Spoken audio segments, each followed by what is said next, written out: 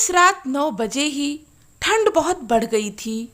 संजय, नरेश और आलोक ने गर्माहट पाने के लिए सड़क के किनारे कार रोककर शराब पी। नशे के चलते सामने आती अकेली लड़की को देखकर उनके भीतर का शैतान जागा, तो वे उस लड़की को छेड़ने से खुद को रोक नहीं पाए। जाने मन, इतनी रात को अकेली क्यों घूम रही हो? किसी प्यार करने वाले की तलाश है तो हमें आजमा लो। आसपास किसी को ना देखकर नरेश ने उस लड़की को ऊंची आवाज में छेड़ा। Shut up and go to hell you bastard. उस लड़की ने बिना देर किए अपनी नाराजगी जाहिर की। तुम साथ चलो तो हेल में भी मौज मस्ती रहेगी स्वीट हार्ट। तेरे साथ जाने को पुलिस को बुलाऊं? लड़की ने अपना मोबाइल फोन उन्हें दिखाकर सवाल पूछा। पुलिस को बीच में क्यों ला रही हो मेरी जान? पुलिस नहीं चाहिए तो अपनी माँ या बहनों। वह लड़की चीख पाती उससे पहले ही संजय ने उसका मुंह दबोच लिया और झटके से उस लड़की को गोद में उठाकर कार की तरफ बढ़ते हुए अपने दोस्तों को गुस्से से निर्देश दिए। अब इसको सबक सिखाकर ही छोड़ेंगे। कार स्टार्ट करो, मैं इसकी बोटी बोटी कर दूंगा अगर इसने अपने मुंह से चूं भी की।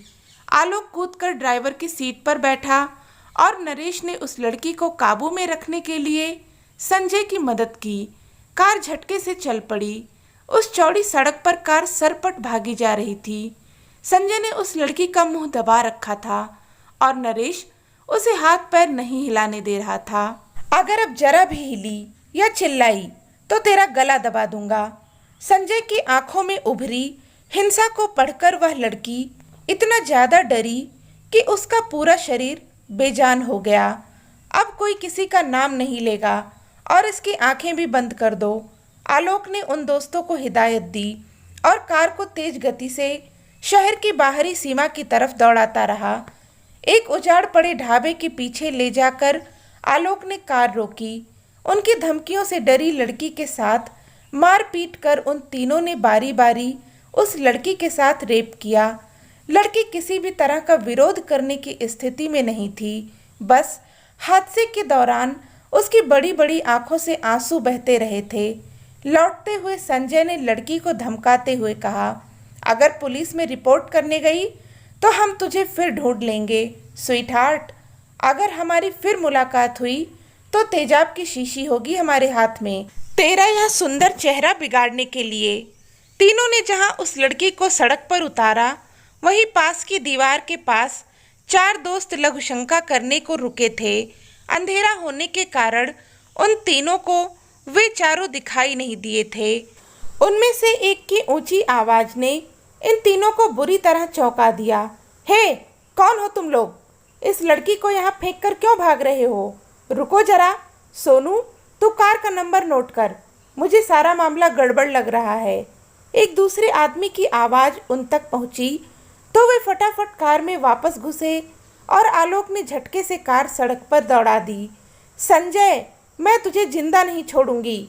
उस लड़की की क्रोध से भरी यह चेतावनी उन तीनों के मन में डर और चिंता की तेज लहर उठा गई।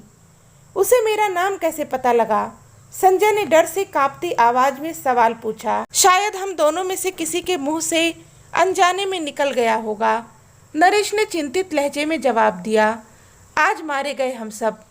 मैंने उन आदमियों में से एक को अपनी हथेली पर कार का नंबर लिखते हुए देखा है। उस लड़की को संजय नाम पता है।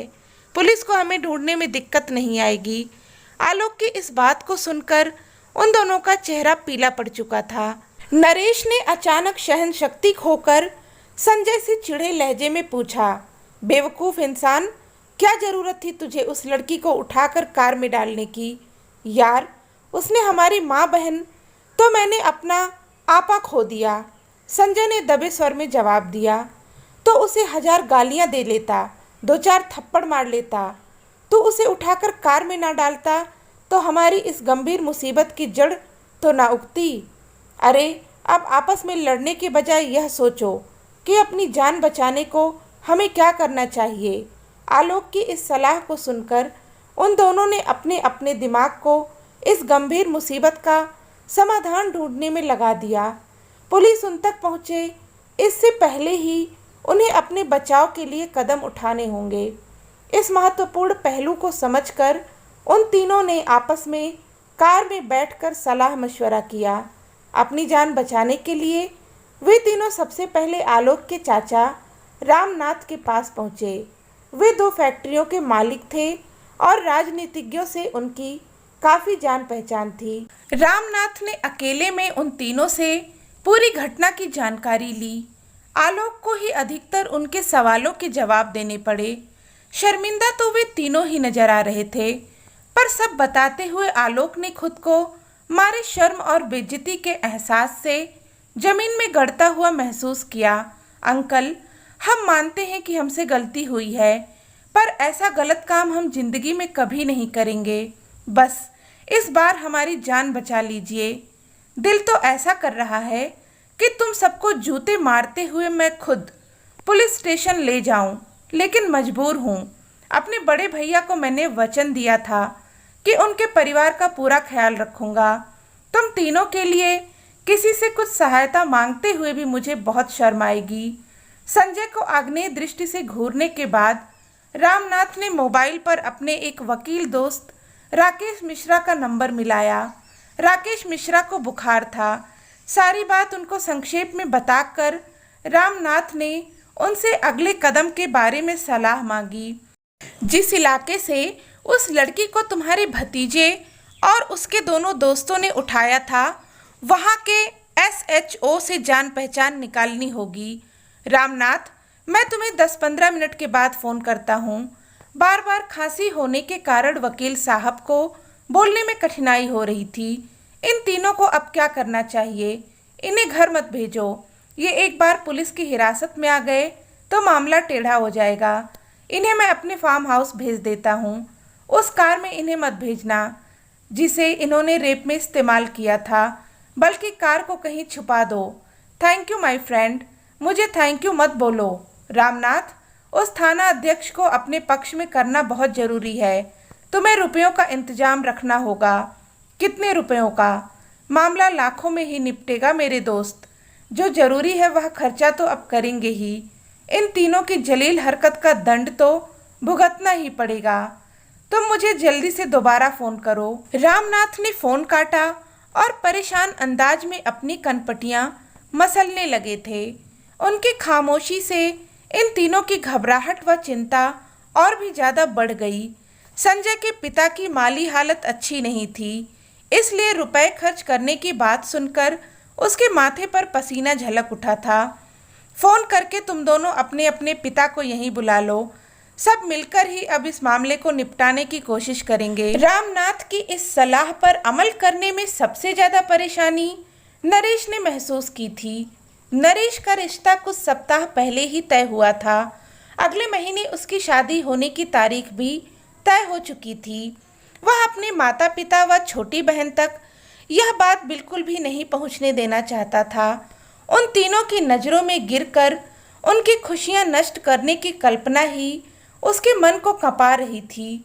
मन के किसी कोने में रिश्ता टूट जाने का भय भी अपनी जड़ें जमाने लगा था। नरेश अपने पिता को सूचित न करे, यह बात रामनाथ ने स्वीकार नहीं की। मजबूरन उसे अपने पिता को फौरन वहां पहुंचने के लिए फ़ोन करना पड़ा। ऐसा करते हुए उसे संजय अपना सबसे बड़ा दुश्मन प्रतीत हो रहा था। करीब घंटे भर बाद वकील राकेश का फ़ोन आया। रामनाथ, उस इलाके के थाना प्रभारी का नाम सतीश है। मैंने थानेदार को सब समझा दिया है। वह हमारी मदद करेगा, पर इस काम के लिए 10 लाख मांग रहा है। क्या उस लड़की ने रिपोर्ट लिखवा दी है? रामनाथ ने चिंतित स्वर में सवाल पूछा। अभी तो रिपोर्ट करने थाने में कोई नहीं आया है। वैसे भी रिपोर्ट लिखाने की नौबत ना आए, इसी में हमारा फ़ायदा है। थानेदार सतीश तुमसे फ़ोन पर बात करेगा। लड़की का मुंह फौरन रुपयों से बंद करना पड़ेगा। तुम 4-5 लाख कैश का इंतजाम तो तुरंत कर लो। ठीक है, मैं रुपयों का इंतजाम करके रखता हूँ। संजय के लिए 2 लाख की रकम जुटा पाना नामुमकिन सा ही था। उसके पिता साधारण सी नौकरी करते थे। वह तो अपने दोस्तों की दौलत के बल पर ही ऐश करता आया था। जहाँ कभी मारपीट करने या किसी को डराने धमकाने की नौबत आती, वह सबसे आगे हो जाता। उसके इसी गुण के कारण उसकी मित्र मंडली उसे अपने साथ रखती थी। वह इस वक्त मामूली रकम भी नहीं जुटा पाएगा। इस सच ने आलोक, नरेश और रामनाथ से उसे बड़ी कड़वी बातें सुनवा दी। कुछ देर तो संजय उनकी चुभने वाली बातें खामोशी से सुनता रहा, पर अचानक उसके सब्र का घड़ा फूटा और वह बुरी तरह से भड़क उठा था। मेरे पीछे हाथ धोकर मत पड़ो तुम सब। जिंदगी में कभी ना कभी तुम लोगों को अपने हिस्से की रकम लौटा दूंगा। वैसे मुझे जेल जाने से डर नहीं लगता। हाँ, तुम दोनों अपने बारे में जरूर सोच लो कि जेल में सड़ना कैसा लगेगा। यूँ गुस्सा दिखाकर संजय ने उन्हें अपने पीछे पड़ने से रोक लिया था। थानेदार ने कुछ देर बाद रामनाथ से फ़ोन पर बात की और पैसों के इंतजाम पर जोर डालते हुए कहा कि ज़रूरत पड़ी तो रात में आपको बुला लूँगा या सुबह मैं खुद ही आ जाऊँगा। नरेश के पिता विजय कपूर ने जब रामनाथ की कोठी में कदम रखा तो उनके चेहरे पर हवाइयाँ उड़ रही थीं। रामनाथ ने उन्हें जब उन तीनों की करतूत बताई, उनकी आंखों में आंसू भर आए। अपने बेटे की तरफ देखे बिना विजय कपूर ने भरे गले से रामनाथ से प्रार्थना की, सर, आप इस समस्या को सुलझाएं प्लीज़। अगले महीने मेरे घर में शादी है। उसमें कुछ व्यवधान पड़ा तो मेरी पत्नी जीते जी मर जाएगी। अपने पिता की आंखों में आंसू देखकर नरेश इतना शर्मिंदा हुआ कि वह उनके सामने से उठकर बाहर बागीचे में निकल आया। अब संजय व आलोक के लिए भी उन दोनों के सामने बैठना असह्य हो गया, तो वे भी वहां से उठे और बागीचे में नरेश के पास आ गए। चिंता और घबराहट ने उन तीनों के मन को जकड़ रखा था। आपस में बातें करने का मन नहीं किया तो वे कुर्सियों पर बैठकर सोच विचार की दुनिया में खो गए। उस अनजान लड़की के रेप करने से जुड़ी यादें उनके जहन में रह रहकर उभर आती। कई तस्वीरें उनके मन में उभरती और कई बातें ध्यान में आती। इस वक्त तो बलात्कार से जुड़ी उनकी हर याद उन्हें पुलिस के शिकंजे में फंस जाने की आशंका की याद दिला रही थी। जेल जाने के डर के साथ साथ अपने घर वालों और समाज की नज़रों में सदा के लिए गिर जाने का भय उन तीनों के दिलों को डरा रहा था। डर और चिंता के ऐसे भावों के चलते वे तीनों ही अब अपने किए पर पछता रहे थे। संजय का व्यक्तित्व इन दोनों से अलग था, इसलिए सबसे पहले उसने ही इस समस्या को अलग ढंग से देखना शुरू किया। हो सकता है कि वह लड़की पुलिस के पास ही न जाए। संजय के मुंह से निकले इस वाक्य को सुनकर नरेश और आलोक चौंक कर सीधे बैठ गए। वह रिपोर्ट जरूर करेगी। नरेश ने परेशान लहजे में अपनी राय बताई। तुम्हारी बात ठीक है, पर रेप होने का ढिंढोरा पीटकर हमेशा के लिए लोगों की सहानुभूति दिखाने या मजाक उड़ाने वाली नज़रों का सामना करना किसी भी लड़की के लिए आसान नहीं होगा। आलोक ने अपने मन की बात कही। वह रिपोर्ट करना भी चाहे तो भी उसके घर वाले उसे ऐसा करने से रोक सकते हैं। अगर रिपोर्ट लिखाने को तैयार होते तो अब तक उन्हें ऐसा कर देना चाहिए था। संजय ने अपनी राय के पक्ष में एक और बात कही। मुझे तो एक अजीब सा डर सता रहा है। नरेश ने सहमी सी आवाज़ में वार्तालाप को नया मोड़ दिया। कैसा डर? अगर उस लड़की ने कहीं आत्महत्या कर ली तो हमें फांसी के फंदे से कोई नहीं बचा सकेगा।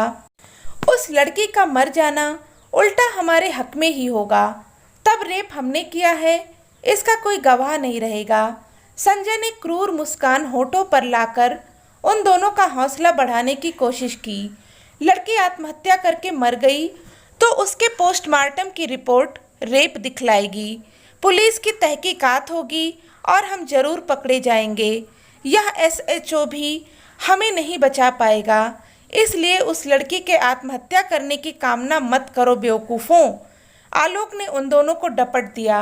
मुझे लगता है एसएचओ को इतनी जल्दी बीच में लाकर हमने भयंकर भूल की है। वह अब हमारा पिंड नहीं छोड़ेगा। लड़की ने रिपोर्ट ना भी की तो भी वह रुपए जरूर खाएगा। संजय ने अपनी खीस जाहिर की। तो इस बात की फिक्र क्यों कर रहा है? रेप करने में सबसे आगे था और अब रुपए निकालने में तू सबसे पीछे है। आलोक के इस कथन ने संजय के तन बदन में आग सी लगा दी। उसने गुस्से में कहा, अपना हिस्सा मैं दूंगा, मुझे चाहे लूटपाट करनी पड़े या चोरी, पर तुम लोगों को मेरा हिस्सा मिल जाएगा। संजय ने उस समय मन ही मन जल्द से जल्द अमीर बनने का निर्णय लिया। उसका एक चचेरा भाई लूटपाट और चोरी करने वाले गिरोह का सदस्य था। उसने उसके गिरोह में शामिल होने का पक्का मन उसी पल बना लिया।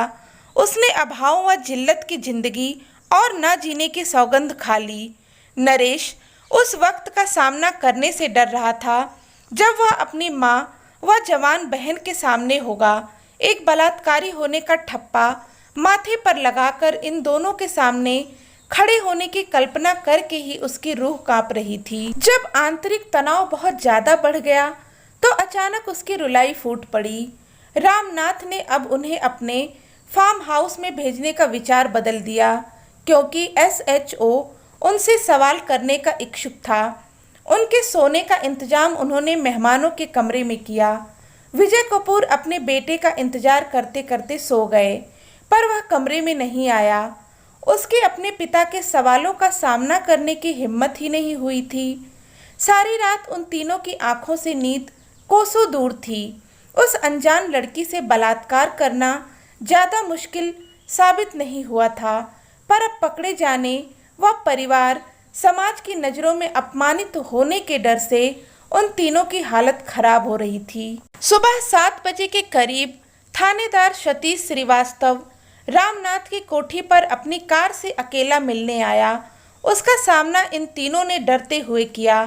थाने में बलात्कार की रिपोर्ट लिखवाने वह अनजान लड़की रात भर नहीं आई थी, लेकिन थानेदार फिर भी 50,000 रुपये राजनाथ से ले गया। मैं अपनी वर्दी को दांव पर लगाकर आपके भतीजे और उसके दोस्तों की सहायता को तैयार हुआ हूँ, थानेदार ने रामनाथ से कहा। मेरे रजामंद होने की फीस है यह 50,000 रुपये। वह लड़की थाने ना आई तो इन तीनों की खुशकिस्मती, नहीं तो 10 लाख का इंतजाम रखिएगा। इतना कहकर वह उन तीनों को घूरता हुआ बोला, और तुम तीनों पर मैं भविष्य में नज़र रखूंगा। अपनी जवानी को काबू में रखना सीखो, नहीं तो एक दिन बुरी तरह पछताओगे। कठोर स्वर में ऐसी चेतावनी देकर थानेदार चला गया था। वे तीनों 9 बजे के आसपास रामनाथ की कोठी से अपने अपने घरों को जाने के लिए बाहर आए। उस लड़की का रेप करने के बाद करीब 1 दिन गुजर गया था। इस वक्त उन तीनों के दिमाग में कई तरह के भय घूम रहे थे।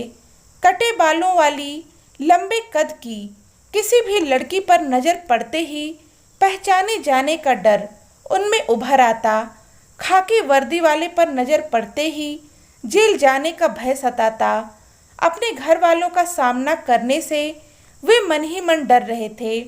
उस वक्त की कल्पना करके उनकी रूह कांप जाती, जब समाज की नज़रों में वे बलात्कारी बनकर सदा जिल्लत भरी जिंदगी जीने को मजबूर होंगे। अगर तीनों का बस चलता तो वे वक्त को उल्टा घुमाकर उस लड़की को रेप करने की घटना घटने से पहले जरूर रोक देते। सिर्फ 12 घंटे में उनकी हालत भय, चिंता, तनाव और समाज में बेइज्जती होने के एहसास से खस्ता हो गई थी। इस तरह की मानसिक यंत्रणा उन्हें जिंदगी भर भोगनी पड़ेगी। इस कलंक के लगने के एहसास के चलते वे तीनों अपने आप को एक दूसरे को बार बार कोस रहे थे।